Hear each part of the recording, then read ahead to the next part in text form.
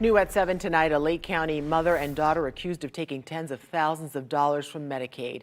It is the outcome of a 10-month investigation that started as a possible case of identity theft. Detectives tell News 6's Emily McLeod this turned into one of the biggest fraud cases in its department's history. What started off as police looking into an account that was opened at a Wells Fargo here in Mount Dora turned into an investigation into Medicaid fraud. And some of those victims say their insurance was billed thousands of dollars for transportation services they never used.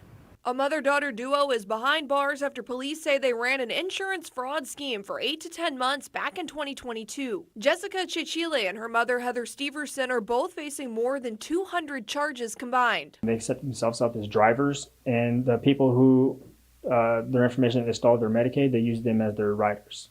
And so they would be able to schedule 4 of them at a time and go all over from Orlando to Sarasota to Bradenton, go to different medical facilities, and then charge Medicaid for those trips. This Eustis police detective, who asked to remain off camera, took us inside the investigation. He told us this started after a man reported a Wells Fargo bank account was opened under his name with a false power of attorney, who police say turned out to be Heather Steverson. Upon further investigation, police found a payment to the account from Motive Care, a transportation company that helps people find rides to appointments and get reimbursement for drivers. There was a payroll check from Motive Care that actually went into the account, and that's how we were able to trace it back to where we eventually found was the suspects. Through its own investigation, police say Motive Care was able to come up with 3 accounts connected to Steverson and Chile, with 12 victims attached to those accounts. I never heard of those doctors, so I had never been to those doctors. Police say Morgan Marks was one of those victims. She says she was unable to use her benefits for 6 to 7 months because of the fraudulent activity. That completely screwed me over being able to go to my doctors,